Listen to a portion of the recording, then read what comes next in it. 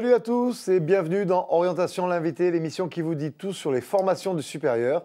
Et aujourd'hui, c'est une école unique en France que nous accueillons puisqu'il s'agit d'une école dédiée aux relations internationales. Attention, pas au commerce international ni aux langues, mais aux relations internationales. Son ambition est de former des étudiants en fonction des organisations internationales, des ONG, des entreprises internationales, des institutions européennes, de la diplomatie ou encore des cabinets de lobbying.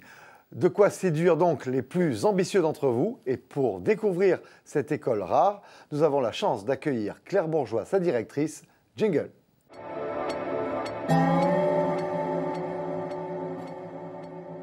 Bonjour Claire. Bonjour. Merci beaucoup d'avoir accepté notre invitation. C'est moi qui vous remercie. Alors Claire, Hilary, qu'est-ce qui se cache derrière ces lettres? Quelle est la vocation de l'école? Écoutez, je suis très heureuse que vous m'invitiez aujourd'hui parce que cette année, on fête les 70 ans de l'Hilary. Et Hilary, c'est Institut libre d'études des relations internationales.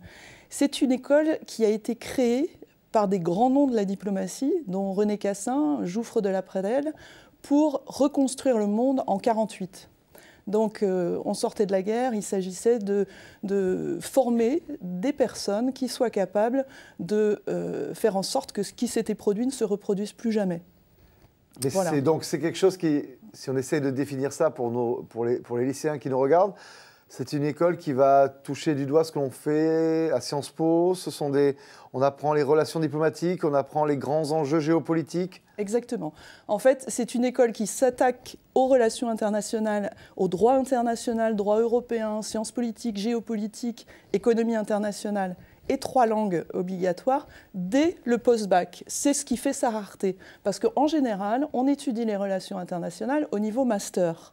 C'est ce qui se fait communément. Nous avons cette spécificité d'enseigner la culture des relations internationales, les grands enjeux internationaux, la géopolitique, dès le post-bac. Donc nous attirons en fait des élèves qui sont passionnés au lycée de, par exemple, l'émission Le Dessous des cartes, qui lisent Courrier international, qui veulent tout comprendre, savoir comment le monde fonctionne et qui veulent le changer en mieux. Donc vous adressez à une sorte d'élite dans les lycées, parce que cette exigence-là, c'est quand même ça touche du doigt des hautes ambitions.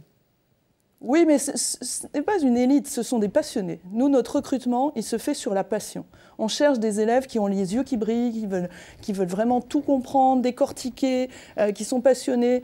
Alors, ils peuvent être passionnés pour une région du monde en particulier ou un sujet en particulier. Ça peut être le Moyen-Orient, ça peut être la cybersécurité, ça peut être quelque chose, ou le droit européen. Mais au final, nous, on leur ouvre les yeux sur le monde entier, comprendre le monde pour devenir spécialiste en géopolitique, en gestion de risque, en relations internationales et en diplomatie.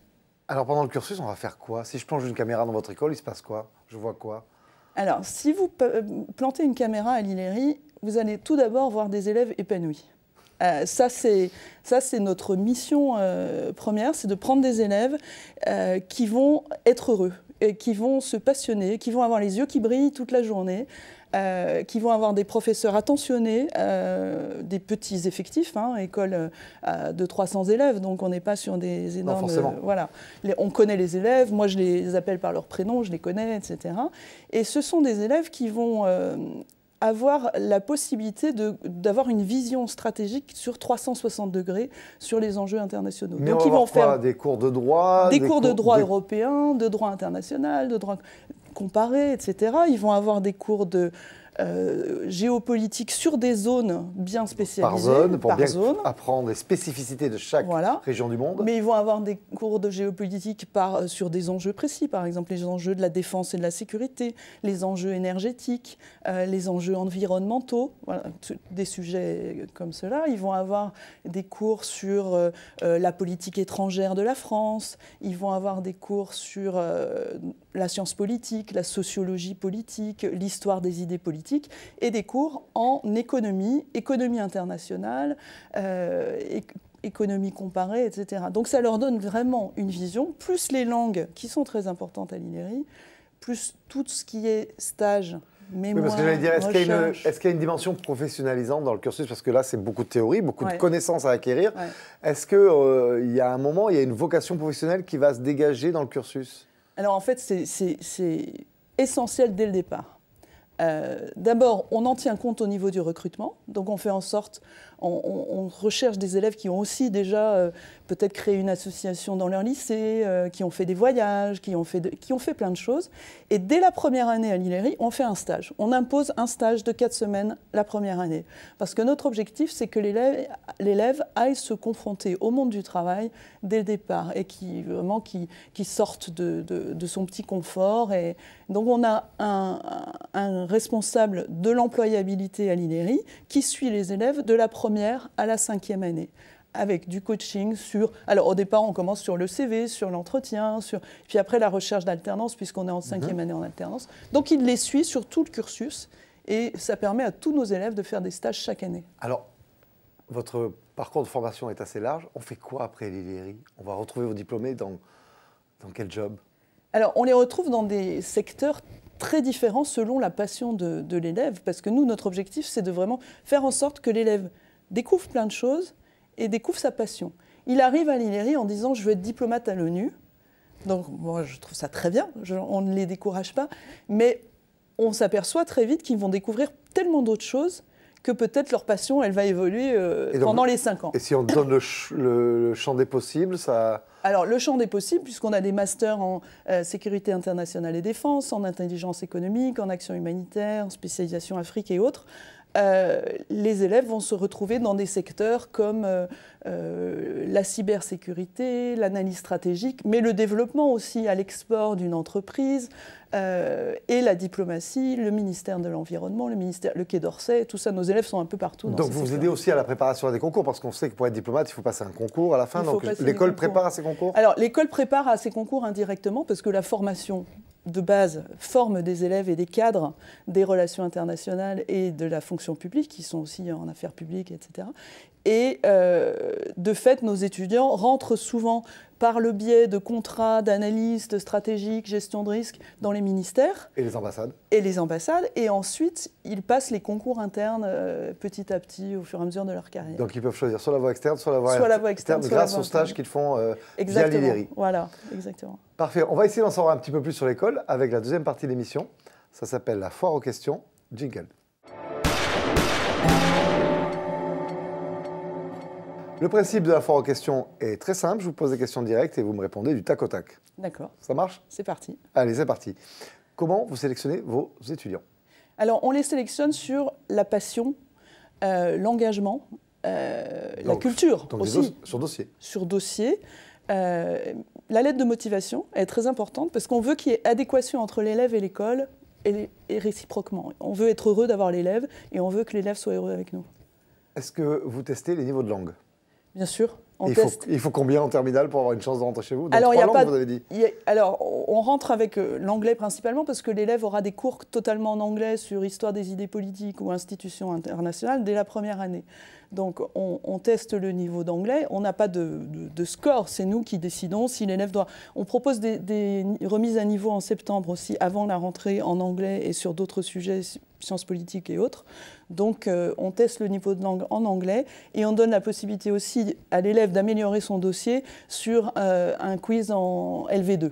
Si je m'inscris, j'ai combien de chances d'être pris? Combien de taux de sélectivité à l'entrée? 1 sur 3. Un étudiant sur 3? 1 sur 3. Ah, c'est dur quand même. Hein. Voilà. La sélection est avisée. Et voilà. Donc c'est sérieux. Un mot sur l'apprentissage. Est-ce que vous aidez les étudiants à trouver leur apprentissage? En 5e année. Donc oui. L'apprentissage, c'est juste en 5e année. Et on a une personne dédiée au stage, à la recherche d'alternance, etc. Quels sont les éléments clés qui garantissent l'insertion professionnelle de vos étudiants et que vous avez mis en place dans l'école?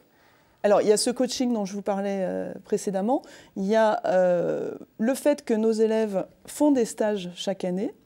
Le fait aussi, et j'en ai pas parlé, c'est que la vie associative à l'ILERI, elle est incroyable. Elle est très épanouissante.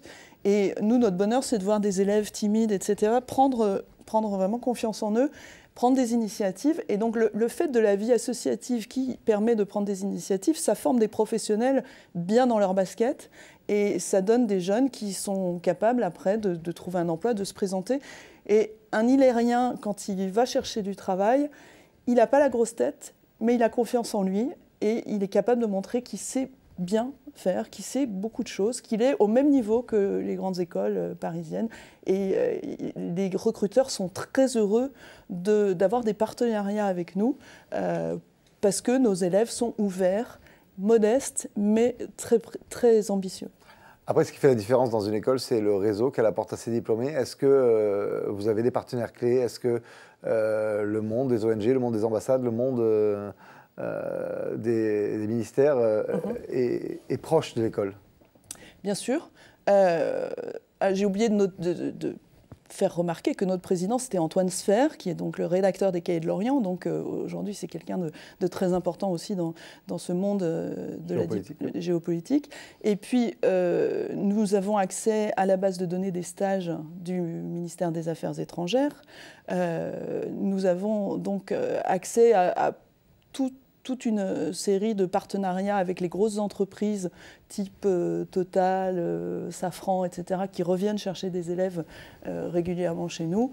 Et puis les ONG, etc., nous restons en contact. La semaine dernière, nous avions un forum entreprise pour nos élèves.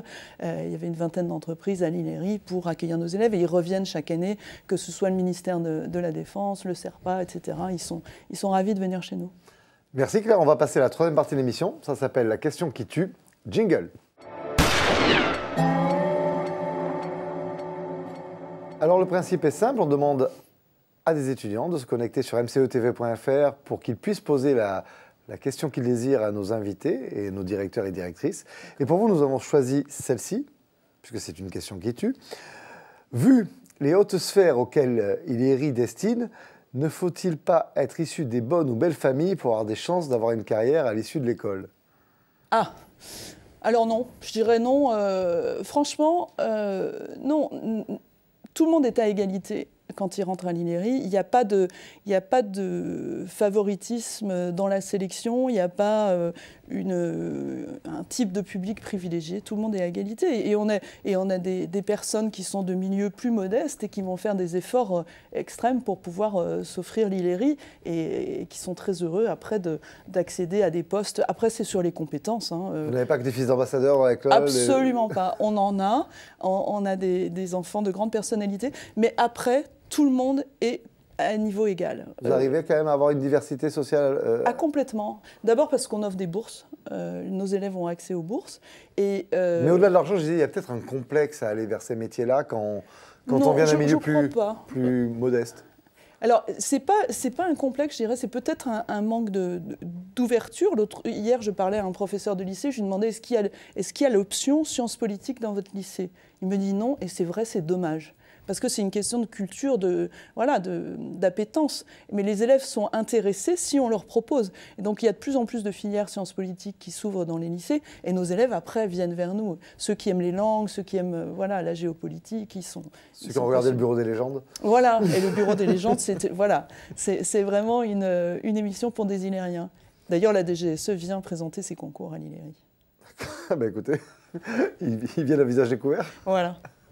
Merci, on va passer à la dernière partie de l'émission. Ça s'appelle les 30 secondes pour convaincre. Jingle. Claire, je vais vous laisser le plateau pendant 30 secondes pour nous expliquer en quoi Hillary est une belle opportunité d'étude. Mais au bout de 30 secondes, vous serez coupé par un gong et je reprendrai la parole. C'est à vous. Alors c'est un exercice que mes élèves font très bien, donc je vais essayer d'être à la hauteur. 30 secondes pour vous dire que l'Hillary, c'est une très très belle école quand on veut changer le monde et quand on veut le comprendre, vraiment avoir une perspective des enjeux internationaux qui nous permettent d'agir et de faire un monde meilleur avec une connaissance qui est vraiment utile et qu'on peut appliquer dans le monde professionnel avec bonheur. C'est une école qui rend les gens heureux et pertinents, efficace dans le milieu professionnel. Parfait, on n'a même pas entendu le gong, donc le sens du timing, très Sciences Po. Merci beaucoup Claire d'avoir participé à cette émission et nous avoir expliqué ce qu'était l'Hillary. Merci à vous. Et quant à moi, il me reste à vous dire à très vite pour une nouvelle émission d'orientation l'invité avec une nouvelle école. Bye bye, ciao.